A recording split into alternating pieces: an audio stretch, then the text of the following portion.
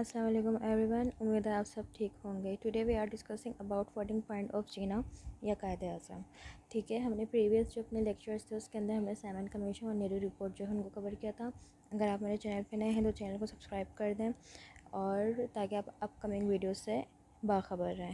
آپ کو 14 پوائنٹ سمجھنے کے لیے سائمن کمیشن اور نیہرو رپورٹ جو ہے وہ دونوں سمجھنا پڑے گا کہ 14 پوائنٹ کیوں آئے اور 14 پوائنٹ کا پریویس ویڈیو سے کیا لنک تھا۔ ایکچوئل میں ہم سب یہ بات جانتے ہیں کہ نیہرو رپورٹ میں جو رپورٹ تھی وہ جتنے بھی اس کے جو انہوں نے پوائنٹس تھے، جو بھی انہوں نے اپنے آئین بنائے تھے، ٹھیک ہے، وہ جو ہندو کے اوپر بیس کر رہے تھے، وہ دوسری اقلیتوں کے اوپر بیس نہیں کر رہے تھے، نہ کہ وہ مسلمس کے اوپر بیس کر رہے تھے۔ اس کے بعد جو مسلمس تھے ان کو اس بات کا اندازہ ہو گیا تھا کہ ہندو جو ہیں، ٹھیک ہے، وہ ہمارے ساتھ جو ہیں وہ سیریس نہیں ہیں، ٹھیک ہے، وہ ہمیں جو ہے وہ دھوکہ دے رہے ہیں، تو اس لیے بہتر ہے کہ ہم اپنی رپورٹ جو ہے وہ خود پیش کریں۔ اب قائد اعظم جو ہوتے ہیں، ٹھیک ہے، وہ 14 پوائنٹ جو ہوتے ہیں وہ پیش کرتے ہیں۔ اب دیکھتے ہیں کہ قائد اعظم جو ہے 14 پوائنٹ کیسے پیش کرتے ہیں۔ ایکچوئل میں ہوتا یہ ہے کہ نیہرو رپورٹ کا جواب دینے کے لیے 31 دسمبر 1928 اور 1 جنوری 1929 کو دہلی میں ایک اجلاس جو ہے وہ رکھا جاتا ہے۔ اس اجلاس میں ساری پارٹیز ہوتی ہیں جو مسلمس کی سپورٹ کے لیے کھڑی ہوتی ہیں۔ میں آپ کو پہلے بتا دوں کہ اس وقت ہندوستان میں صرف آل انڈیا مسلم لیگ ایک پارٹی نہیں تھی جو مسلم کے حق کے لیے بات کرتی تھی، اور دوسری بہت ساری پارٹیز تھیں، مگر بہت جو پارٹیز تھیں وہ ان کے ایک دوسرے سے تھوڑے بہت نظریے ڈفرینٹ تھے۔ مگر اس اجلاس میں یہ ہوا تھا کہ جتنی بھی پارٹیز تھیں ان کا جو مطلب جو ان کا نظریہ تھا وہ انہوں نے ایک رکھا، کیونکہ ان کو نیہرو رپورٹ کے اگینسٹ میں دینی تھی، تو ان سب کا متفق ہونا بہت ضروری تھا۔ اس اجلاس میں متفقہ طور پہ ایک قرارداد جو ہے وہ منظور کی گئی، ٹھیک ہے، جس میں مسلمانوں کے لیے وفاقی نظام، جداگانہ انتخابات، مسلمانوں کی یکسرتی، صوبوں میں آبادی کے تناسب سے نمائندگی اور مرکز سے مسلمانوں کے لیے ایک تہائی نمائندگی کا مطالبہ کیا گیا، ٹھیک ہے۔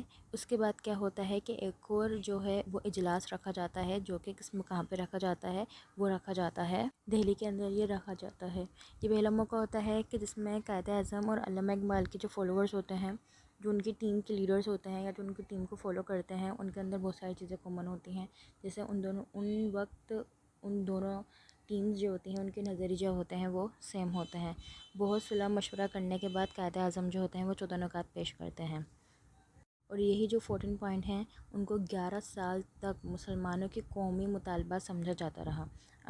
اب ہم 14 پوائنٹ جو ہیں ان کو ڈسکس کرتے ہیں۔ پوائنٹ نمبر 1، وفاقی طرز حکومت، مثلاً ہندوستان میں وفاقی طرز حکومت رائج کیا جائے اور باقی جو اختیارات ہیں وہ صوبوں کو خود حاصل ہوں۔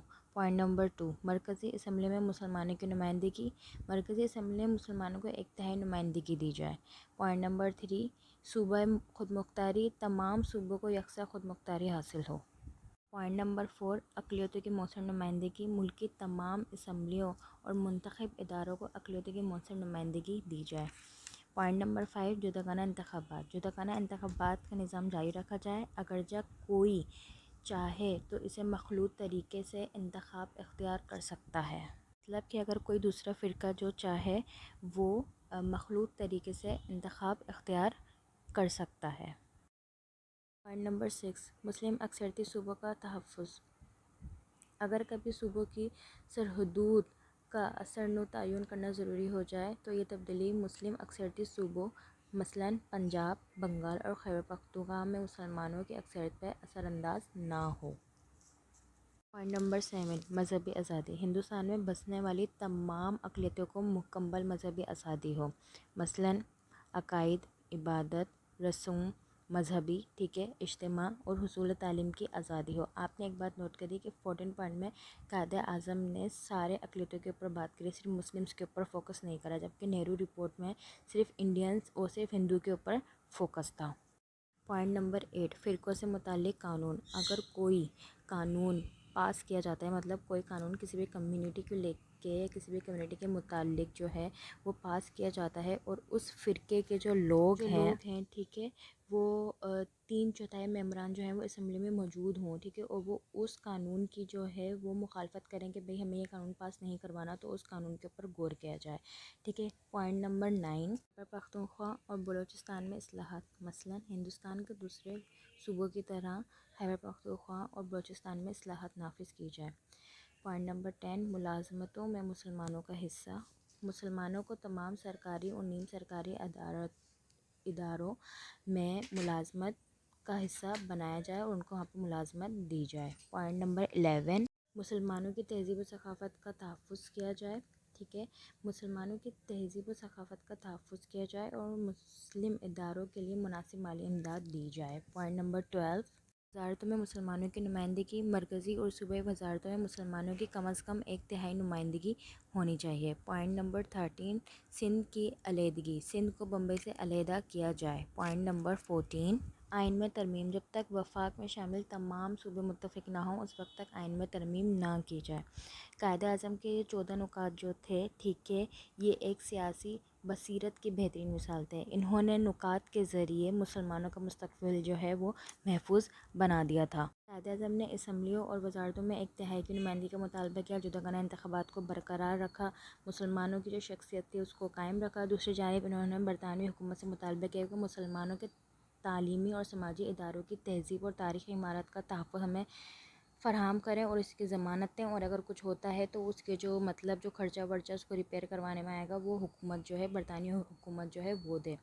انہوں نے سندھ کو صوبہ بنانے اور خیبر پختونخوا اور دوسرے صوبوں کی مساوی درجہ دینے کی سفارش کی اور حکومت کو صوبوں کی ایسی نئی حد بندی سے روکا جس میں مسلم اکثریت جو ہے وہ اقلیت کے اندر تبدیل ہو جاتی۔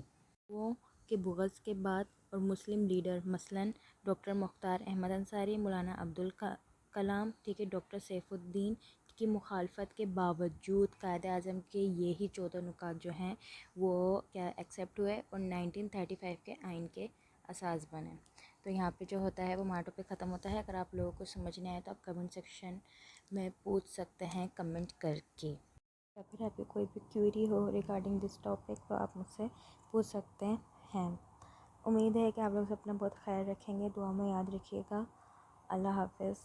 جاتے جاتے ایک چھوٹی سی بات یہ ہے کہ جب آپ اپنے لیے کچھ نیا کرنے کی کوشش کرتے ہیں تو زندگی میں سے بہت سارے لوگ ہوتے ہیں وہ آپ کی ٹانگیں پکڑ کے آپ کو نیچے کی طرف کھینچتے ہیں اور وہ یہ سمجھتے ہیں کہ آپ ڈر کے بیٹھ جائیں گے، مگر اپنے اوپر فوکس رکھیں، ہمت سے کام لیں، انشاءاللہ اللہ تعالیٰ آپ سب کو ضرور ترقی دے گا۔ آمین۔